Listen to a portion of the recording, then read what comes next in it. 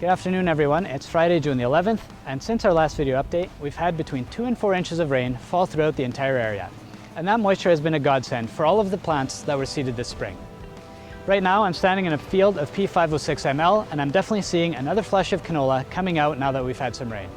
It's going to be crucial to come out for the next 10 days or so and scout for flea beetle pressure in a field like this, because these late emerging plants are coming out of the ground at about the same time where that seed applied insecticide efficacy is starting to drop, so we won't have quite as much protection from that insecticide. In terms of our thresholds, we're still looking for 25% defoliation on those cotyledons as well as the first leaves. The other thing to note, especially with more striped flea beetles in this particular field, is to turn over some of those plants and look for stem feeding. The flea beetles will be closer to the ground when it's a bit cooler and wet, so they might be feasting on those stems instead. If this is the case, it's definitely time to spray. If you have any questions or need a bit of help scouting these fields, please don't hesitate to give us a call.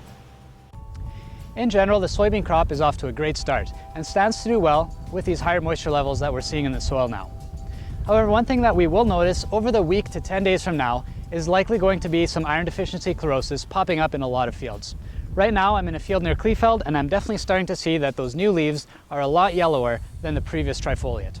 There's a couple reasons for this. One is the fact that the soil still hasn't warmed up enough to get that iron available to the plants. Another factor is that the rain that we've had has washed the salts as well as the carbonates that had moved upwards in the soil profile back down right into that root zone of the soybean plants. In general, we'll see quite a few yellow fields, but we shouldn't see a lot of yield loss associated with iron deficiency chlorosis, because as those soils warm up and those roots expand, we generally see the plants green up once again and they'll be off to the races. In terms of corn production, this recent rain is exactly what we needed. And combined with a forecast of at least a week of hot sunny days, we're really going to see the corn take off in the next week or so.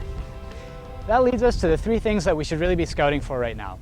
One is just that earliest opportunity to get back in there and clean up any of those weed issues that we're starting to see. Take note to go out there and see what weed species that you have in the field, because this could affect which tank mixes that you should be looking at. This is especially true for some difficult to control weeds like Roundup Ready canola, which we see throughout the season in a lot of fields.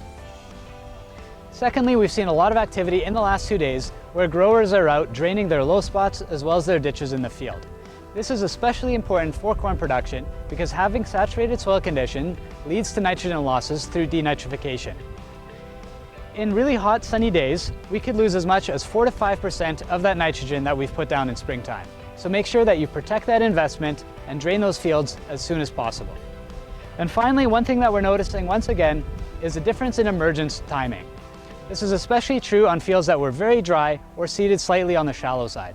In this particular field of P7527 Acre Max near Audubon, Manitoba, we're seeing some early emerging corn like this here, which is already at the 4 leaf color stage.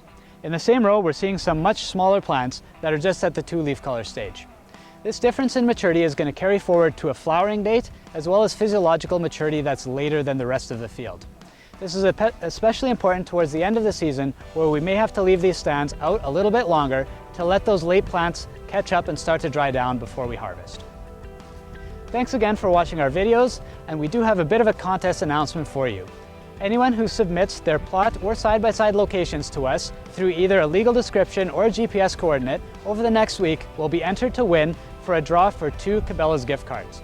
We'd love to go out there and scout those fields with you, and even if we can't, to take a good look at them throughout the growing season, as this helps us to put the right seed on the right acre for years to come. Thanks again for watching the videos, and have a great weekend.